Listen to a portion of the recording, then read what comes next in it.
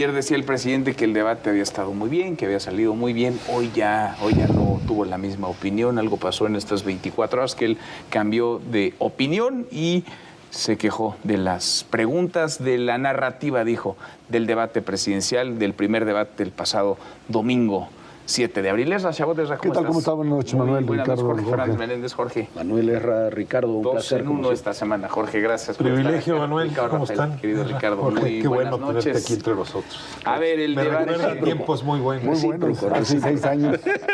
Ahí sí, estábamos ¿verdad? los tres. El reencuentro. El reencuentro de los Pero tres. lo que hacen los debates. Como OV7 casi. Lo que hacen los debates, más o menos así. A ver, OV70. el debate del debate. El debate sobre las preguntas, el formato, sobre los contrastes, las propuestas, las fallas que hayan estado ya en la mesa, las fallas técnicas de producción, pero me llama la atención que el presidente, ayer lo platicábamos, Jorge, ayer revisábamos, lo platicábamos por la mañana también, Ricardo, contigo en tu programa, y también contigo en radio lo platico, ya lo platiqué con todos, pero a ver, el debate, el presidente dice que las cosas habían salido muy bien y hoy por la mañana cambia esta opinión. Yo creo que esto tiene que ver fundamentalmente con el tema de que pues, el debate se gana en el postdebate. Y el postdebate, o sea, las mesas, etcétera, pues tienen ahí, creo, una tendencia muy clara a entrarle a los temas específicos. Y ahí creo que la estrategia de Claudia de no contestar, de decir, yo traigo 1 millón y tú puedes decirme lo que tú quieras. Tú le pudiste predecir, oye, ¿usted no quiere decir algo a la pregunta de noche? No tengo que decir nada. Esa es la estrategia que parecía que había funcionado, por lo menos en términos de alguien que, como puntera, de acuerdo a las encuestas, pues estaría algo así como guardando su capital. Pero supongo que lo que ha venido sucediendo en las mesas, yo he tratado de, pues ahí estar escuchando por todos lados mesas, es que una cosa es hacer la crítica a una Xóchitl que no estuvo, digamos, con la flexibilidad, con la espontaneidad que tiene y que estuvo en casilla, también el tema de formato que escogieron. Y otra cosa eran, digamos, datos totalmente falsos. Y que en algunos lugares, parte de la discusión con analistas, había analistas que decían, no importa, sí, aunque los datos fueran totalmente falsos, ella estuvo y por eso ganó el debate, porque se mantuvo en la línea.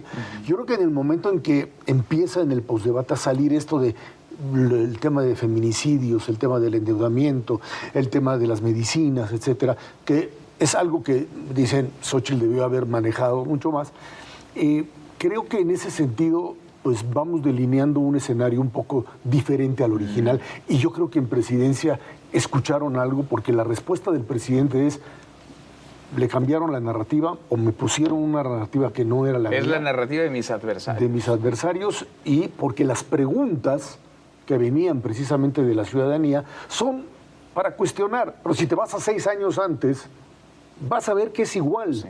Porque en un debate pues no se trata de venir a ponerle a ninguno de los candidatos, ahora sí que, pues la bandeja de plata para que haga lo que quiera. Ricardo, ¿cómo lo ves? Bueno, la verdad es que pues, no se necesitan pretextos para descalificar al INE. En realidad, ahí hay una decisión tomada hace tiempo. Se compite fundamentalmente contra esas instituciones. Es una lástima, ¿eh? Me pongo a jugar fútbol y pongo en la portería contraria al árbitro. Pues más o menos lo que está ocurriendo. Y sí, en efecto, el formato, las preguntas, en fin, todo podía servir de pretexto. Y yo tengo la impresión de que la candidata oficial, Claudia Sheinbaum, pues venía bien preparada para eso. Sí, la verdad es que muy rápido reaccionó, casi queriendo ser el árbitro. Digo, tú estabas ahí... Sé que tendrás que poner cara de póker, pero estaba dando órdenes de qué hacer, qué no hacer, si el reloj estaba bien. Entonces, lo que uno veía en pantalla ya era un ataque que se estaba prefigurando. Ahora, el presidente... Bueno, antes de esto fue el tema del moderador y de los moderadores. A ver, sí. O sea, el moderador escogido estaba mal, el formato está mal, las preguntas están mal. Claudia no se presenta al... Claudia no se presenta al ensayo. En fin, yo creo que, a ver, esto sí era una crónica anunciadísima. Ahora, el presidente se despierta el lunes muy simpático. con una mentirilla, que vale la pena referirse. Dice, en 18 años es la primera vez que no presenta un debate. No, se le olvidó que no se presentó al primer debate del 2006 y que probablemente por eso perdió la presidencia, porque ¿cómo le hizo daño aquello? Se quedó la silla vacía. Y después, prudente, dijo, a ver, no voy a meterme en esto, pero ya hoy la narrativa completa es la de los consejeros conservadores, la institución que no va, es decir, prefigurando pues lo que se antoja una de las banderas más importantes de esta elección, que es el plan C y que incluye el INE, ¿no? ¿Qué hay de trasfondo en esto? A ver, Jorge. Y a ver, tienes otro tema.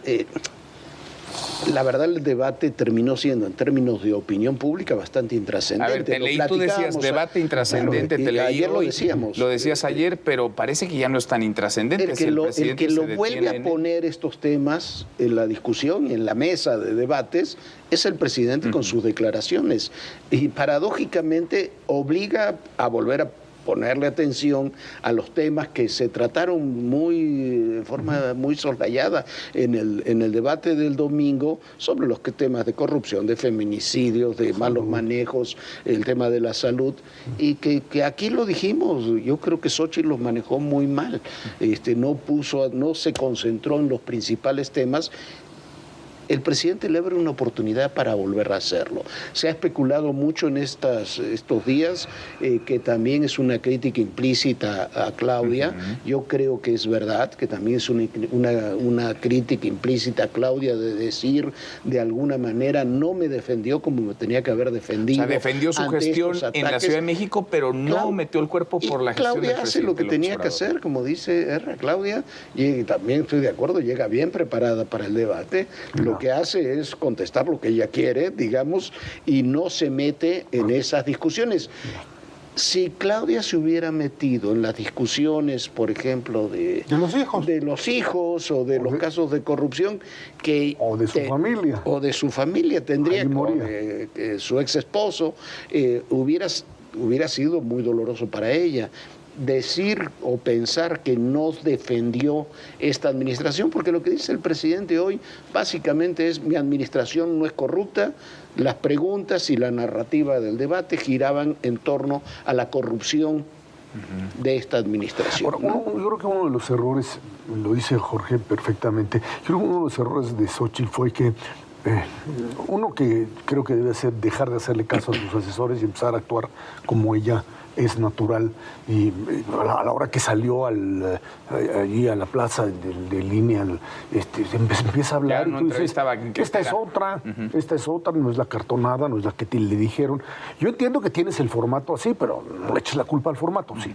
O sea, es así, pues te mueves. Yo creo que el error fue que se dedicaban básicamente a desacreditarla. O sea, eran golpes contra Claudia, espérate. Y habiendo en el otro terreno, en el terreno directo de feminicidio, salud, corrupción, etcétera, todo un material que podía haber convertido eso, yo entiendo, en una combinación entre el ataque personal y el contenido como tal. Y creo que lo desperdició en ese sentido. El tema del formato y el INE y todo lo que ahí está presente, pues es parte, yo también creo, de un INE que ha sido reducido a su mínima expresión. Ahora, yo creo que si nos tiene que preocupar algo, es que podría haber un descarrilamiento de los otros dos debates. Digámoslo con franqueza, porque si no... Un descarrilamiento quiere decir que probablemente no se lleven a cabo. Yo quiero recordar lo que pasó en 2006 y vale la pena verlo con lupa.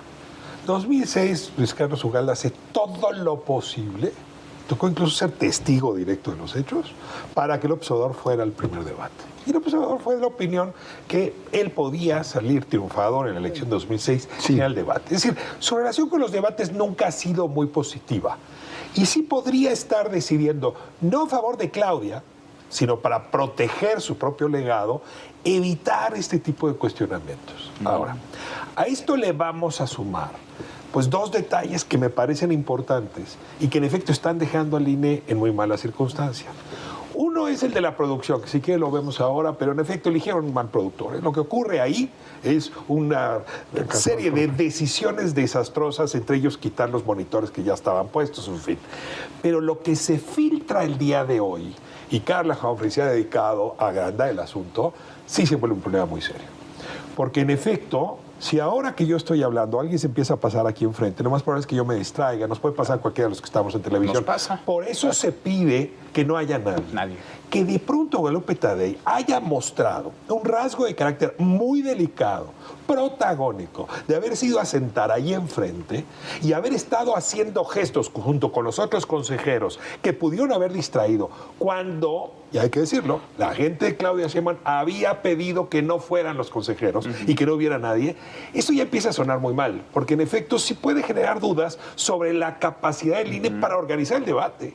Y en ese sentido, descarrilar con todos estos argumentos el round 2 y el round 3. La fragilidad, digamos, interna, si no es que la disputa y los encontronazos dentro del Consejo General del INE, porque es interesante, y déjenme nada más, digamos, a manera de matiz en esto que mencionas, Ricardo. A ver, tienes una sala de Consejo General convertida en set de televisión para el debate, en donde en efecto lo que se había dicho y lo que se había acordado, porque lo habían acordado las propias candidaturas, es que no iba a haber nadie ajeno a las tres candidaturas, a los 2 moderadores y al staff en el piso. Y de pronto hay 4 sillas, 4 consejeras y consejeros, entre ellas Guadalupe Tadei, la consejera presidenta. Es la que se impone, ¿no? Porque esa decisión no se habría tomado sin ella. Que se quedan ahí en primera fila con el tiro de cámara que apunta, digamos, a Xóchitl Gálvez. Del otro lado, Claudia Sheinbaum tenía, digamos, una mejor posición porque ella veía únicamente a su cámara y una pared, no tenía distractores. Jorge Álvarez Maínez nos veía a Denise y a mí, y vaya, en todo caso, si nos compartíamos alguna nota, él podía distraerse, pero nosotros evitábamos hacerlo para que él pudiera ver directamente a su cámara. Pero Xóchitl Gálvez tenía muchas cosas pasando detrás de su cámara, tenía distractores, tenía elementos que se movían, tenía personas que gesticulaban, que quizá rumoraban algo, en fin, pero eso lo debieron haber revisado también los equipos que iban a estar, claro, los equipos de yo las creo candidatas y de los equipos creo que cometieron errores. El formato, sabemos que el formato estaba mal diseñado, había muchas preguntas para poco tiempo de respuestas de esas preguntas. Muchos temas, y luego muchas preguntas sobre cada tema. Y luego tenías este tema de los consejeros que también... Entonces, me parece que para evitar lo que dice bien Ricardo, de que no vaya esto a comprometer el segundo y el tercer debate, que está muy difícil que se puedan anular, ya vimos, pero la intención política es esa, y recordemos que segundo y tercer debate se van a discutir algunos de los temas más delicados que tenemos, por ejemplo, el tema de seguridad. Entonces, se debe hacer una revisión profunda. Tenemos gran experiencia, no tenemos grandes debates, pero tenemos grande experiencia como democracia en cómo organizarlos, ¿no? Decía Ricardo con respecto a la producción. Yo creo que además de todos estos elementos, el manejo de cámara fue hecho de una manera tal que en lugar de proteger al que está hablando, que es finalmente pues la figura, primero jugaban a los tres, ponían a los tres. Estos rectangulitos eran insoportables. Eran insoportables, imposible, porque además le veías la cara al otro diciendo... No, eso no se hace. O de repente lo veías tomando o leyendo. Ellos no sabían que estaban de acuerdo porque no había monitor. Entonces, y tienes ese tipo de cámaras. O incluso en momentos determinados, el cambiar la cámara hacia alguien que no estaba hablando y de repente dar el volteón, sin duda alguna, es parte... Yo no quiero pensar en conspiraciones ni en cosas por el estilo que no creo, pero sí creo que tiene que ver en una combinación de un enorme nivel de degradación de la calidad del INE que teníamos con Lorenzo Córdoba y para atrás a lo que ha sucedido ahora con Guadalupe Tadei y compañía en algo que desmerece. Dice Bioy Casares que el mundo atribuye sus grandes tragedias a grandes conspiraciones y se olvida de la estupidez. Exactamente. Y yo creo que en parte lo que tenemos es lo que ocurrió en ese sentido es una suma de errores que se termina leyendo, por lo menos desde la presidencia de la República, como parte de una gran conspiración, y me parece que es una suma de errores graves. No sé, no los calificaría de voluntarios, pero me parece que son errores graves que quizás se relaciona con lo que dice Erra, que es la degradación también del... Olvidémonos de los consejeros, del equipo profesional que siempre tuvo el IFE y después el INE durante muchos años y que ha quedado seriamente disminuido. Sobre todo el tema técnico áreas, y de producción, ¿no? Creo que es lamentable. Ahora, déjenme recuperar, porque hoy lo decía el presidente por la mañana, al hablar de que hay una narrativa, hubo una narrativa en todo el debate alimentada por sus adversarios, poniendo en tela de juicio las preguntas.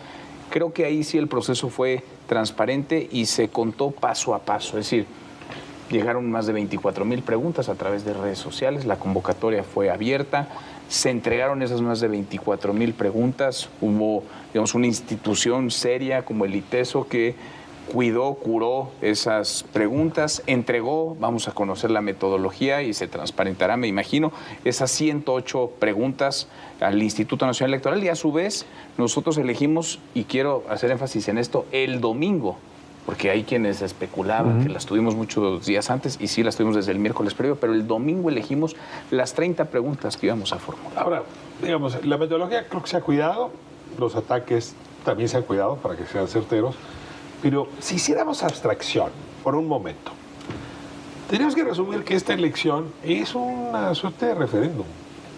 Y en eso coinciden Xóchitl Gálvez y Claudia Sheinbaum. A ver, las dos lo dicen así. Esto es una... Vean los spots de Claudia Sheinbaum. Esto es entre los conservadores y la transformación. ¿Y qué contesta Xóchitl Gálvez? Más o menos lo mismo. Sí. Esto es el más de lo mismo o la honestidad. Bueno, esto es un referéndum. Si estás haciendo un referéndum, ¿es sobre qué? Pues sobre el gobierno de López Obrador. Entonces, no puedes esperar que si es un referéndum sobre la cuarta transformación del gobierno de López Obrador, no haya una narrativa de crítica y otra narrativa de apoyo a esa cuarta transformación. Es decir, ya lo demás es totalmente sobrante. Pues. Es que creo que estaban confundiendo, el presidente confunde el debate con la mañanera. Y yo creo que lo que estaba buscando era que se volviera una mañanera con preguntas dirigidas, preguntas controladas, cosa que por supuesto pues no puede suceder. Y con los rasgos que ha mostrado el presidente ya durante el sexenio, pero sobre todo en las últimas semanas, de mostrarse muy irascible con muchos temas que podrían haberse manejado de otra forma. Sí. Y voy desde el caso de Ecuador hasta el tema del debate. Hay toda una serie de historias que se manejaron y se siguen manejando cotidianamente como grandes conspiraciones. Totalmente. Ahora hay un tema que le preocupa muchísimo. Ya nos vamos. Nos vamos a tener que contar. ¿Los qué? Los hijos. A ver, claro, con los hijos. Ya nos vamos. ¿No? Se acabó. Lo platicamos pronto. Gracias, Ricardo. Jorge, gracias, Ezra. Hasta mañana. Pásela bien.